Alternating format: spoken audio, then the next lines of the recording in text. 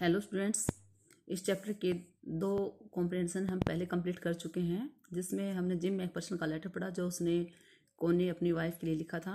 और आज हम कॉम्प्रिहेंशन 3 रीड करेंगे। I folded the letter again and slipped it carefully back into its envelope. मैंने लेटर को दोबारा से फोल्ड किया, यानी उसकी तह बनाई और इसे खिसका दिया केयरफुली, बड़ी ध्यान से, बड़ी सावधानी से वापस लिफाफे के अंदर। यानी आई कौन है? यहाँ पे राइटर है जो कहता है कि मैंने उसको लेटर को फोल्ड किया और उसको चुपके से, धीरे से, बड़ी सावधानी से एनवेलप के अंदर वापस डाल दिया। I kept awake all night, मैं पूरी रात जगता रहा। बाय मॉर्निंग, सुबह तक, आई न्यू, मैं जान गया था what I had to do, मुझे जो करना था। I drove it into Bridport, मैं ब्रिडपोर्ट गया, just a few miles away, जो कुछ ही दूरी पर था। I asked a boy walking his dog where Copper Beech was, मैंने एक लड़के से पूछा जो अपने डॉग के साथ घूम रहा था कि कोपर बीच कहाँ है। House number 12 turned out to be nothing but a burned out shell, और कहता हाउस नंबर जो 12 था, उसका जो घर था, कहता कि वो कुछ नहीं था, केवल एक जला हुआ यानी खोल था या एक कवर था, यानी पूरा घर है उसका जल चुका था। द रूफ गैपिंग, छत में गैप स्पेस हो रखा था। द विंडो बोर्डेड अप, जो उसकी खिड़कियां थी वो जल चुकी थी और उनको कवर करने के लिए उस पर लकड़ी की बोर्ड लगी हुई थी। I knocked at the house next door and asked if anyone knew the whereabouts of Mrs McPherson, मैंने उस घर से अगले दरवाजे को नॉक किया, खटखटाया और पूछा कि कोई मिसेज मैकफर्सन के बारे में जानता था कि वह कहाँ थी। ओ यस, अरे हाँ, सेड द ओल्ड मैन, बूढ़े आदमी ने कहा। इन ही स्लीपर्स, जो स्लीपर्स में था। ही न्यू हर वेल, वह उसे बहुत अच्छे से जानता था। ए लवली ओल्ड लेडी, एक बहुत ही अच्छी बूढ़ी औरत थी वह। ही टोल्ड मी, उसने मुझे बताया। ए बिट मडल हेडेड, लेकिन थोड़ी कंफ्यूज थी। But at her age she was entitled to be, लेकिन उसके एज में ऐसा होना भी था। वोजेंट सी, क्या ऐसा नहीं होना था। ए 101 ईयर्स ओल्ड, क्योंकि वह 101 वर्ष की हो चुकी थी। She had been in the house, वह घर में ही रह रही थी। वैन इट कॉट फायर, जब इसमें आग लगी। No one really knew how the fire had started, कोई नहीं जानता था, यानी वास्तव में कोई नहीं जानता था कि उस घर में आग कैसे शुरू हुई। But it could well have been candles, but कहता कि लेकिन शायद यह कैंडल से ही शुरू हुई होगी। She use to candles rather than electricity, वह कैंडल्स का यूज करती थी इलेक्ट्रिसिटी यानी बिजली की बजाय। Because she always thought electricity was too expensive, क्योंकि वह हमेशा से सोचती थी कि जो बिजली है वो ज़्यादा महंगी थी। The fireman had got her out just in time, fireman है वो सही वक्त पे पहुंचा और उसे बाहर निकाल लिया। She was in a nursing home now, वह अब एक नर्सिंग होम में रह रही है थी। ही टोल्ड मी, उसने मुझे बताया। बर्लिंगटन हाउस, यानी बर्लिंगटन हाउस में, जो कि डोरचेस्टर रोड पर है, on the other side of the town, यानी कस्बे की दूसरी तरफ। बर्लिंगटन जो हाउस है उसमें वह रह रही थी, जो कि डोरचेस्टर रोड पर है। I found Burlington house nursing home easily enough, मैंने बहुत ही आसानी से बर्लिंगटन हाउस नर्सिंग होम को ढूंढ लिया।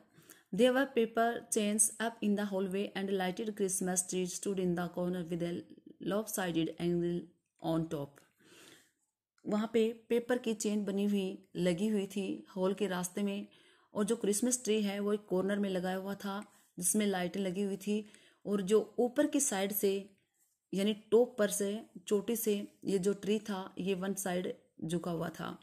आई said I was a friend come to visit Mrs McPherson to bring her a Christmas present, मैंने कहा मैं वहाँ आया था उसका दोस्त मिसिज मैकपर्सन से मिलने, जो उसके लिए क्रिसमस प्रेजेंट यानी गिफ्ट लेकर आया हूँ।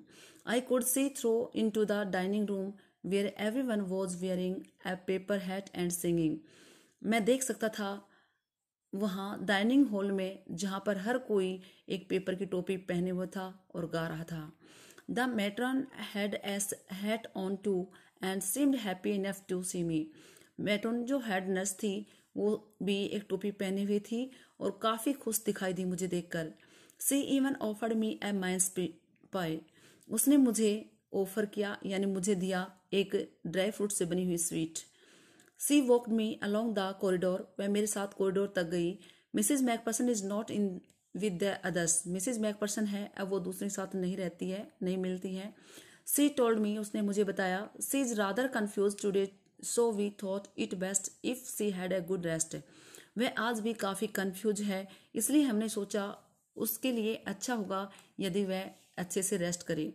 सी हैज़ नो फैमिली, उसकी कोई फैमिली नहीं है, यू नो, आप जानते हैं। नो वन विजिट्स, कोई उसके यहाँ नहीं आता, कोई उससे मिलने नहीं आता। So I am sure she will be only too please to see you, इसलिए मुझे यकीन है वह बहुत खुश होगी तुम्हें देखकर। She took me into a conservatory with wicker chairs and potted plants all around and left me, वह मुझे एक कंजर्वेटरी यानी ग्लास वगैरह से बने रूम में लेकर गई।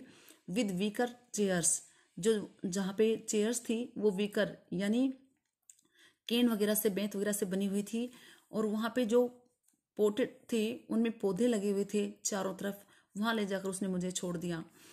The old lady was sitting in a wheel chair, her hands folded in her lap, वो जो बूढ़ी औरत थी वो व्हील चेयर पे बैठी हुई थी और उसने अपने हाथों को फोल्ड करके अपनी लैप यानी गोद में रखा हुआ था।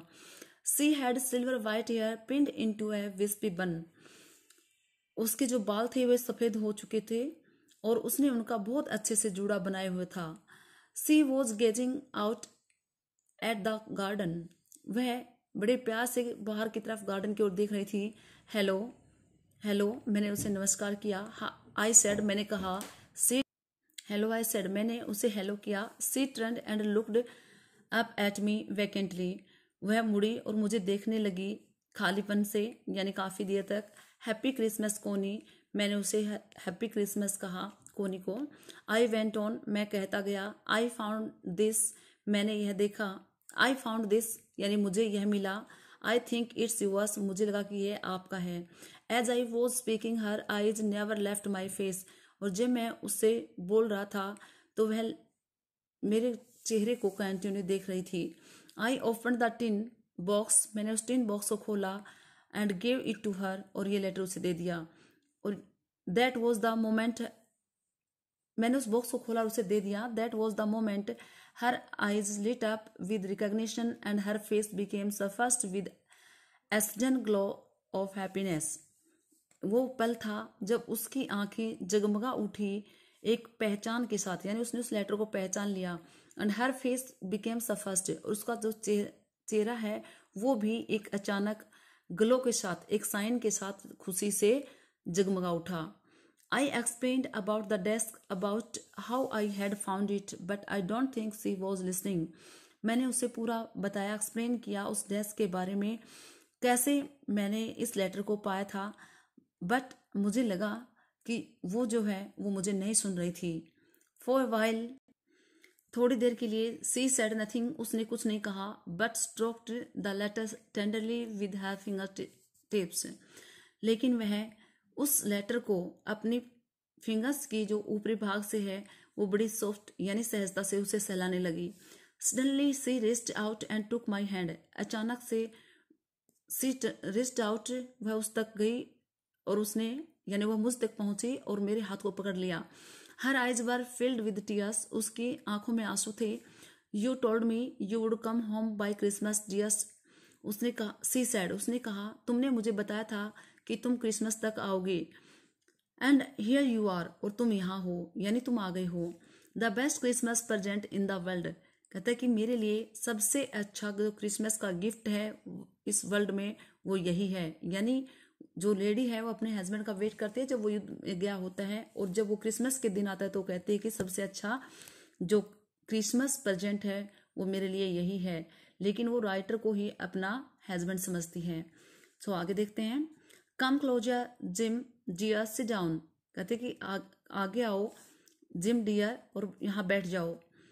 आई सेट डाउन बिसाइड हर, मैं उसके पास बैठ गया, एंड सी किस्ड माई चिक, और वह मुझे किस करने लगी।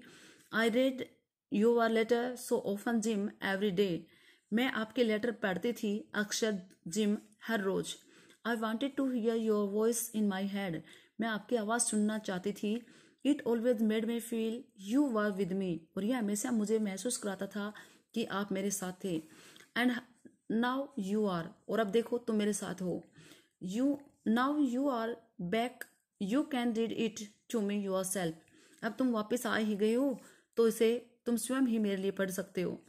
Would you do that for me Jim dear, क्या फिर जिम से कहती है कि जिम डियर क्या आप, यानी वो राइटर को जिम समझती है, कहती है कि क्या जिम डियर आप मेरे लिए ये सब करोगे, यानी इस लेटर को पढ़ोगे।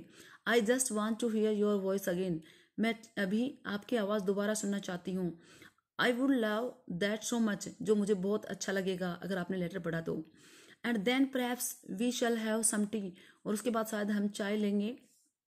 आई have made you a nice Christmas cake Maisie pen all around, और मैं आपके लिए एक बहुत ही अच्छा क्रिसमस केक यानी मर्जी पेन जो आप बहुत ज़्यादा चाहते हो वो बना चुकी हूँ। I know how much you love मर्जी पेन, मैं जानती हूँ आप कितना ज़्यादा आपको पसंद है मर्जी पेन। तो देखिए ये जो स्टोरी थी, ये चैप्टर था, इसमें कैसे जो है एक लेडी अपने हस्बैंड का वेट करती है, वो जो युद्ध में गया होता है, और बाद में जब वो ओल्ड एज हो जाती है तो हर चीज़ को भूलने लगती है और राइटर को ही वो अपना हस्बैंड समझती है। तो इस तरीके से इस स्टोरी का जो एंड होता है। Thank you.